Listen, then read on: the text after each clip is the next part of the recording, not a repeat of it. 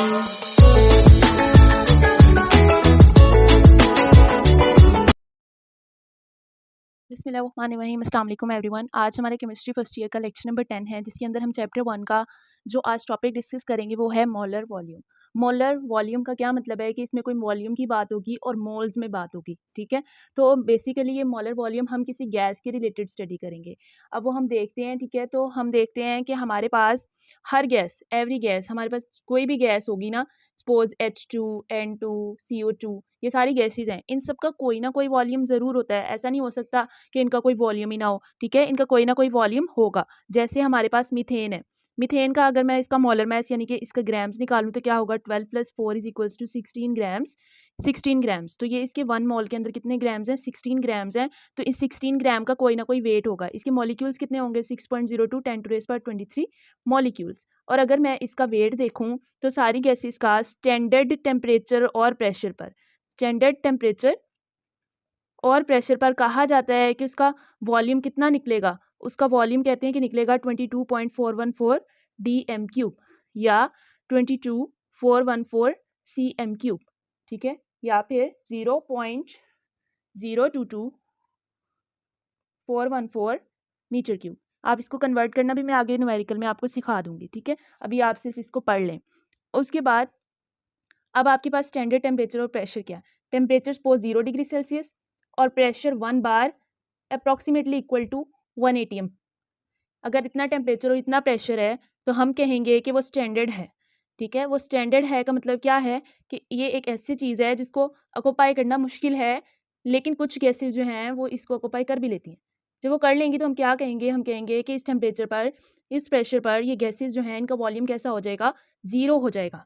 Volume zero होने का मतलब क्या है कि वो गैसेस आइडियल गैसेस हो जाएंगी, क्योंकि वॉल्यूम ज़ीरो होना गैसेस का मुश्किल है, बल्कि नामुमकिन है। बहुत कम गैसेज हैं जो इस चीज़ के आसपास तक आ जाएं, लेकिन बिल्कुल ज़ीरो हो जाना वॉल्यूम बहुत मुश्किल है। तो आइडियल गैसेज वो गैसेज होती हैं जिनका वॉल्यूम क्या हो, ज़ीरो हो सके, ठीक है। और उनके दरमियान फोर्स ऑफ अट्रैक्शन, यानी कि अब गैस है ना तो इसके अंदर बहुत सारे H2O मॉलिक्यूल्स होंगे, H2 मॉलिक्यूल्स होंगे, तो वो सारे H2O मॉलिक्यूल्स के दरमियान कोई अट्रैक्शन ना हो तो वो भी क्या है, आइडियल गैसेज। और अगर मैं कहूँ कि वो जो गैसेस हैं वो एक लॉ है, PV = nRT, gas ideal gas law इसको कहते हैं, ठीक है। Pressure, volume, moles of gas, rate constant और टेम्परेचर, अगर इसको फॉलो करें तो वो आइडियल गैसेस हैं। और बहुत कम गैसेस हैं जो इसको फॉलो करें, और जो करती भी हैं ना वो कुछ हद तक करती हैं, फिर आगे जाके एक्सट्रीम जो कंडीशंस होती हैं ना, चेंज होती हैं, फिर वो इसको फॉलो करना छोड़ देती हैं, ठीक है। तो जो आइडियल गैसेस हैं वो क्या करती हैं, उनके दरमियान मिनिमम फोर्सेस होती हैं और उनके दरमियान वॉल्यूम कैसा होता है, ज़ीरो।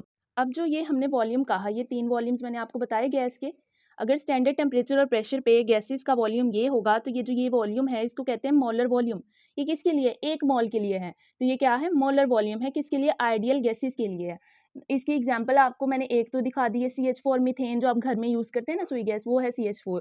और दूसरी इसकी एग्जांपल मैं सपोज आपको कह देती हूँ कि H2 गैस है। अब ये H एक होता है 1.008, तो ये 2 हैं तो ये होगा 2.016 ग्राम, ठीक है। तो ये एक गैस है, इसका 1 मोल, H2 का 1 मोल कितनी जगह ऑक्यूपाई करेगा, इसके भी मॉलिक्यूल्स कितने हैं, एवोगैड्रो नंबर ऑफ मॉलिक्यूल्स हैं, वो कितनी जगह ऑक्यूपाई करेगा, कितना वॉल्यूम लेगा, 22.414 dm³ ही लेगा ये भी।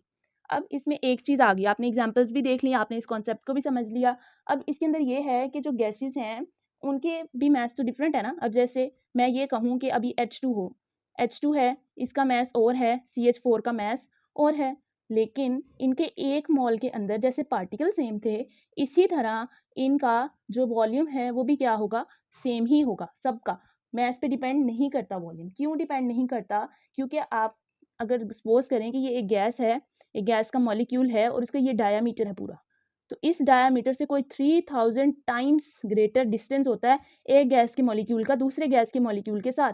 इनके दरमियान कैसे अट्रैक्शन, कुछ भी नहीं होगा, तो इनका वॉल्यूम कैसे हो सकता है। तो इस वजह से इनका मैस डिपेंडेंस है ही नहीं ये, क्योंकि गैस मॉलिक्यूल्स बहुत छोटे मॉलिक्यूल्स हैं, वो एक दूसरे से बहुत ज़्यादा आपस में सेपरेटेड होते हैं। तो ये इस वजह से ये वजह है कि हमारे पास जो गैस मॉलिक्यूल्स हैं उनकी साइजेस जो हैं वो क्यों नहीं अफेक्ट करते।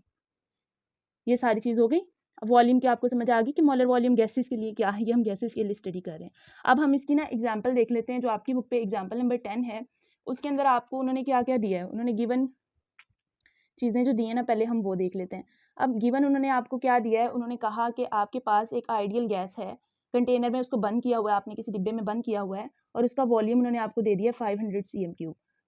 उसके बाद उन्होंने क्या कहा कि स्टैंडर्ड टेम्परेचर और प्रेशर पे है, इसका मैस उन्होंने आपको दिया 0.72 ग्राम।